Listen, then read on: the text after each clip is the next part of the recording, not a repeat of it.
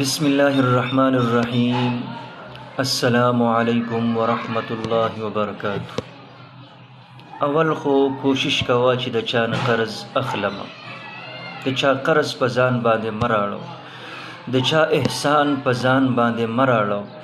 چې مخلوق نه قرض غواړې د خالق نه وغواړه، د زړه په اخلاص سره او په صفا نیت سره د زړه نه د الله پاک نه سوال وکړه، نو خدای به مفتو کې درکړي، بیا به درنه واپس غواړي نه. مخلوق چې درته درکړي هغه به واپس ورکوي. اول خو مخلوق چاته قرض ورکوي نه، که چاله د لاس اونیو الټه به درپسې خنداګانې کوي، قرض درته نه درکوي. که درم کی نو واپس به بیا ورکول پکار وي.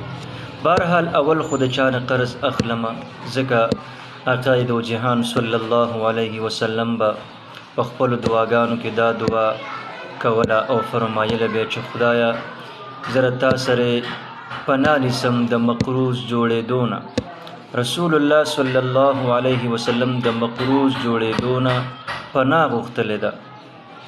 لہذا هر مسلمان ته پکار دی چې دی په خپلو دعاګانو کې دا دعا شامله کړي چې خدایا ما د چا قرضدار مه کړې، خدای په ما باندې چا قرض مه راړی، نو د چا نه قرض ما اخله، د چا احسان په ځان باندې مه راړو.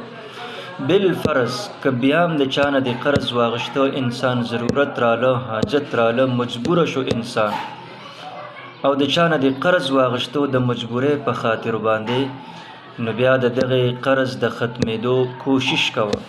اول نه نیت صفا کا چې یاره دا قرض اخلم دا به انشاءالله دله واپس کوم. نو چې قرض د واپس کولو په نیت باندې واخلې، تا ته به خدای پاک توفیق درکړي، قرض به ورته واپس کړي. او که نه ستا د اول نه دا اراده چې یاره قرض به دې واخلم او بس بیا به ورسره ګورو، ډېر خلک وایي یاره بیا به ورسره ګورو، بس قرض پیسې به راکړي بیا به ګورو نه. نو چې قرض دې واغېښتلې نو په صحیح نیت باندې به اخلې او دا په زړه کې وایي چې یاره دا قرض به زه لازمن واپس کوم، نو خدای پاک به بیا اسباب برابر کړي، الله پاک به درته اسباب مهیا کړي او د قرض د واپس کولو توفیق به درته خدای پاک درکړي. ګوره چې قرض انسان واخلي خامخا د په زړه باندې د په دماغو باندې ټینشن راشي، پریشانی راشي چې یاره دا قرض به واپس کوم لازمن.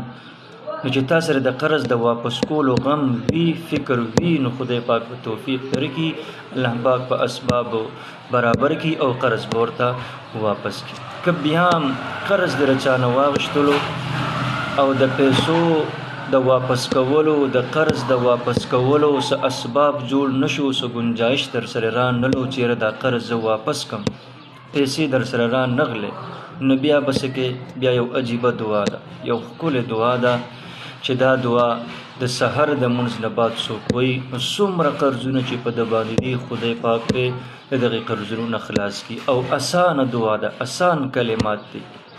درود ابراهیمی کم درود شریف چې ما او ته په منځ کې وایو، اللهم صل علی محمد الی آخره، کم درود چې موږ او تاسو په منځ کې وایو دغه درود شریف 3 پیرې ووایه د سحر د منځ نه بعد.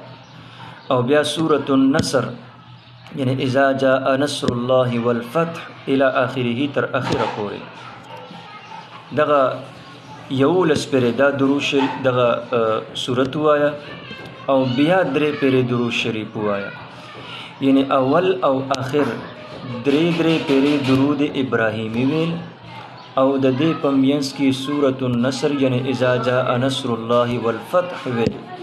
دا د سحر د مانځنه بعد تر 40 ورځو پورې دا مسلسل جاری وساته، نو انشاءالله العزیز څومره قرضونه چې په تا باندې دي ټول قرضونه به د خدای پاک خلاص کړي. جزاکم الله خیر.